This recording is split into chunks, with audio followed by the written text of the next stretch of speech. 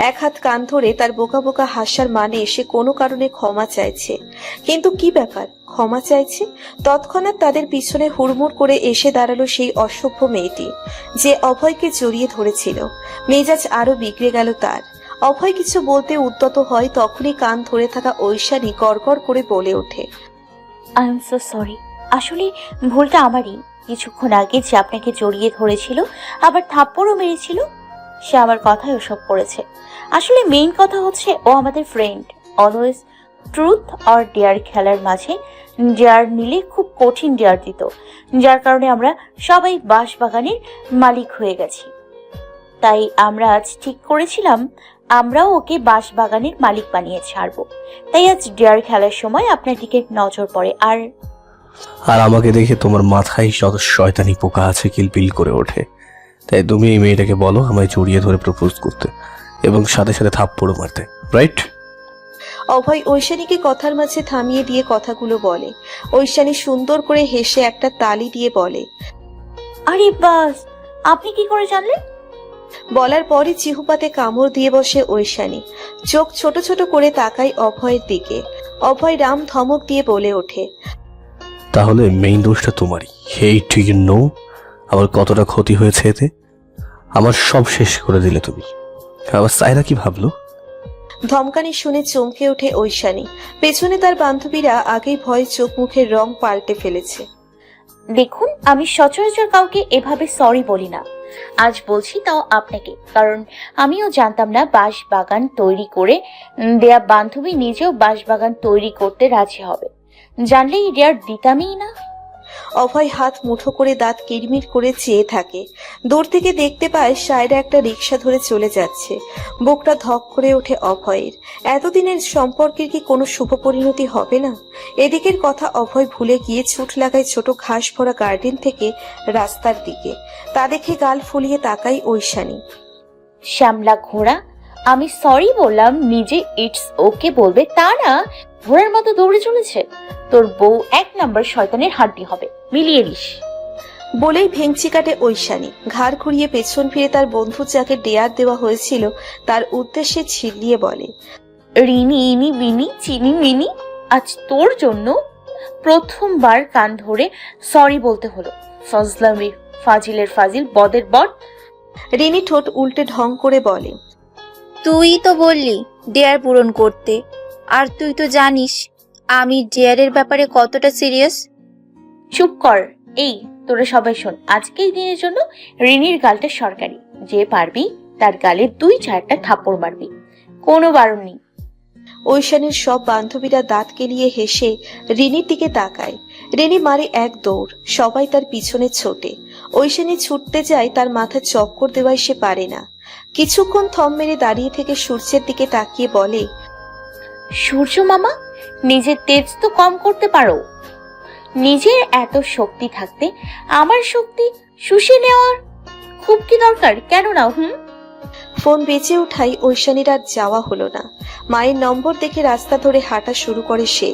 বর্তমান কি কিছু মনে পড়লো? অভয়ের কড়া গলায় ধ্যান ভাঙে ঐশানীর।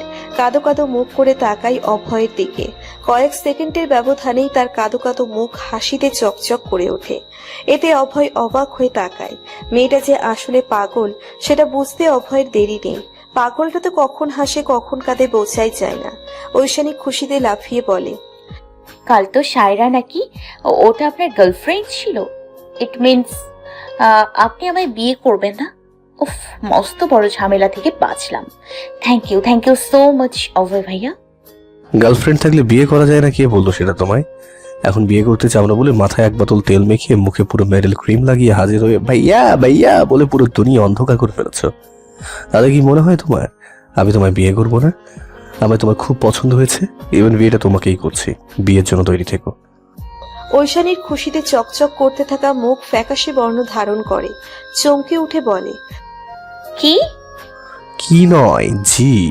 আর ভুলেও বাড়ির কাউকে সায়রার কথা জানিও না।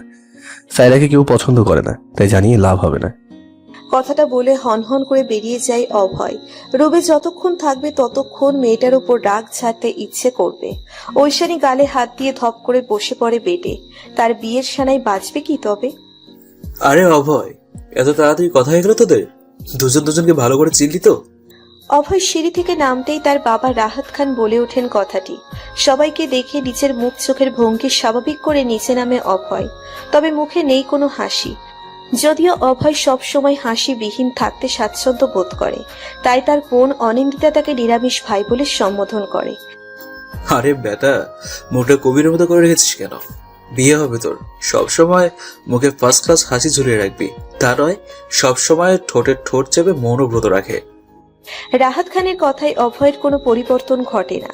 না হেসেই এসে সোফায় পাশে দাঁড়ায় সে। পকেটে গুটিয়ে নেয় তার দুটো হাত। সে জানে তার বাবাকে। রাহাত খান বেশ রসিক মানুষ, রসিকতা করতে পছন্দ করেন। তার ছেলে যেমন গুরুগম্ভীর তা উনি মানতে পারেন না। অভয়ের শুষ্ক চেহারা দেখে হালকা ভড়কে ওঠেন ঐশানীর মিসেস দিশা। ওনার মেয়েকে উনি ভালো মতো চেনেন, তাই শুকনো গলায় বলেন, অভয় বাবা, তোমার কি ঐশানীকে অপছন্দ হয়েছে? হলে বলতে পারো। সেই সময় সিঁড়ি দিয়ে পিঁপড়ার গতিতে নামছিল ঐশানী। হাতে তার টিস্যু, মাঝে মাঝে টিস্যু গালে ঘষে তেল ও মেরিল ক্রিম ওঠানোর চেষ্টা করছে। বায়ের মুখে এমন কথা শুনে পা থেমে গেল তার। বাংলার পাঁচের মতো মুখে হাসি ফুটে ওঠে এই ভেবে যে অভয়ের বোধহয় তাকে অপছন্দ হয়েছে। নেচে ওঠে তার মন। অভয় নীরবতা ভেঙে ঠোঁট প্রশস্ত করে হাসি দিয়ে নির্বিকার গলায় বলে, আপনার মেয়েকে কার অপছন্দ হতে পারে বলুন আন্টি। তবে একটা জিনিস আমার খারাপ লেগেছে, ও যে প্রেগনেন্ট সেটা আমাদের জানিয়ে দিলে কিন্তু এমন কোনো ক্ষতিই হতো না। ঐশানীর চোখ জোড়া কপালে উঠে যায়। রেলিং ধরে দাঁড়িয়ে থাকে চুপটি করে। হাসি হাসি মুখটা নিমেষেই হারিয়ে যায়। অভয়ের দিকে অগ্নি দৃষ্টিতে তাকিয়ে থাকে ঐশানী। ও তো আসলে প্রেগনেন্টই না, বিয়ে আটকানোর জন্য আবোল তাবোল বলে দিয়েছিল।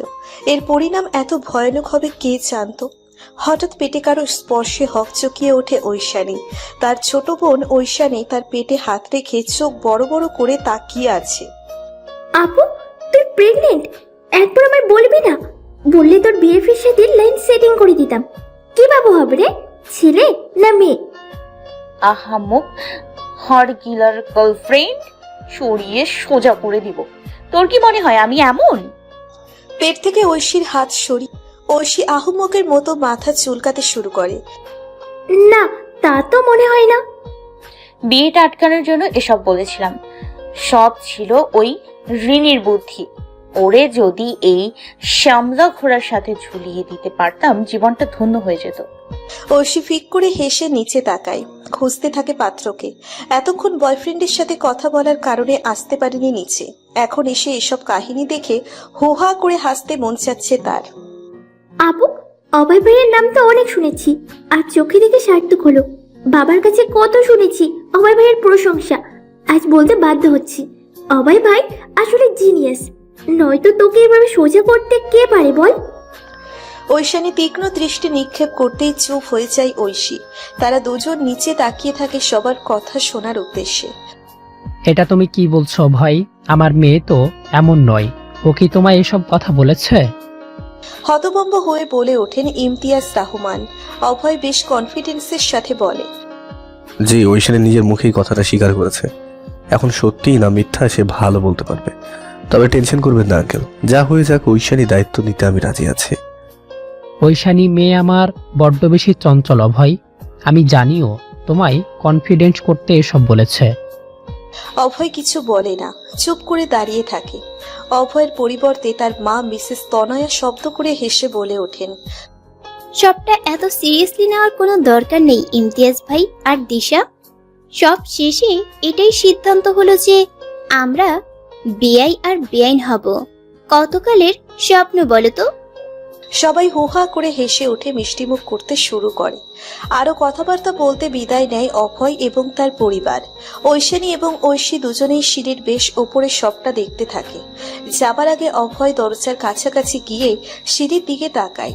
ঐশানীকে দেখে এক বুড়ো উঁচিয়ে বেরিয়ে যায় সে। মিসেস দিশা সবাইকে বিদায় দিয়ে এসে ডাকতে শুরু করেন ঐশানীকে। ঐশানী ঢোক গিলে নিচে নেমে আসে। সে তার মায়ের গলা শুনে বুঝতে পারছে তার মা অসম্ভব রেগে আছে। সে এসে দাঁড়ায় মিসেস দিশার সামনে। মিসেস দিশা চোখ মুখ শক্ত করে বলে ওঠে, অভয়কে কি বলেছিস তুই? কি বলবো মা? আমার অভয়কে ভালো লাগেনি, তাই। পুরো কথা বলবার আগেই মিসেস দিশা থাপ্পড় মেরে বসেন ঐশানীর গালে। সিঁড়ির কিছু ওপরে লুকিয়ে থাকা ঐশীর মুখ হা হয়ে যায়। ঐশানী গাল মুখ লাল করে অবাক নয়নে তাকিয়ে থাকে তার মায়ের দিকে। ছলো ছলো নয়নে চেয়ে ভাঙা ভাঙা গলায় বলে ওঠে,